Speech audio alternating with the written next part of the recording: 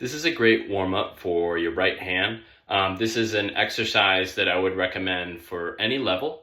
If you're a beginner and you've already learned a little bit about your bow hold, this will be great and it will help you feel even stronger and more relaxed and smarter with your bow. And great exercise for intermediate, advanced students, college music majors, and professionals all alike, because it's always great to go back to your fundamentals and just kind of remember why you did everything. So just a quick comment about the bow hold. This is kind of a standard Franco-Belgian bow hold. I like to think of the fingers inside these first knuckles touching the stick there, and then the pinky rests basically right where the frog meets the stick. If your fingers are long enough, this ring finger is going to cover the eye of the frog, and you can see that my fingers are nice and rounded. Inside, just the tippy tip of the thumb is touching. You don't want to overbend it, but you definitely don't want it collapse. So just make sure that thumb is flexible and relaxed.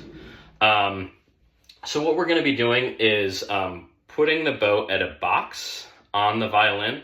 So I would say you probably want this about lane 3, as if this was a 5-lane superhighway. All right, and you can see that my arm and the bow and the fiddle make a nice box. I'm on the A string right now, and the bow should sit on the string and be steady. One of my teachers, Yuri Gondelsman, always used to say the bow sitting on the string like a bird on a tree branch. Okay, and now we're going to take the fingers one at a time. You should be completely quiet while you're doing this, okay? And we're going to tap them. So I would say do each finger about 5 times. If you're feeling the bow shaking or any kind of extra sounds, there might be some tension going on in your fingers, your wrists, your arm, your shoulder, your neck. And just good to kind of notice what's happening and isolate some of those places. So you could even kind of like move your head around while you're playing. Maybe good to hold the violin here. So, all right. So I want to do this nice and slow and just make sure I'm carefully tapping. All right.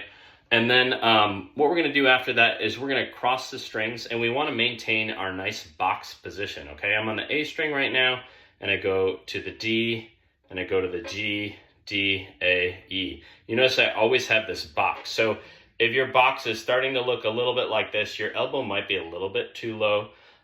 You'll see a variety of that. Some players play with a little bit lower elbow, but sometimes it can be too low, okay? And you definitely don't want your elbow too high. So try to keep this nice box with the bow in the middle here. And we're going to cross the strings. You can practice crossing adjacent strings, That's great. Also non-adjacent strings. Okay, and we're going to go a little bit quicker once you feel confident with that and cross between the strings. And you just want to listen for the springiness of the bow moving from string to string. Let's see if you can hear that.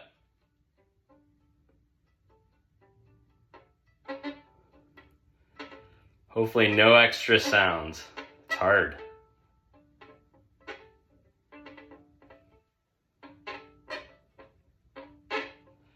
So, and then once you're feeling really good with that, you can try the same thing at the frog. Again, we can do some taps here. Try to keep the bow steady. Might be a little bit more difficult at the frog because now the weight is distributed in a little bit different way, okay? The pinky is hard. It's hard not to move the stick when that happens, okay? Now we can cross here, and this might feel easier.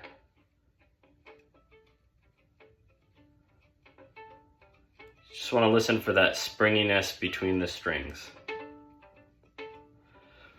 Hope this helps. I would spend a couple minutes on this every day, and I just call it a little housekeeping for the right hand. Thanks.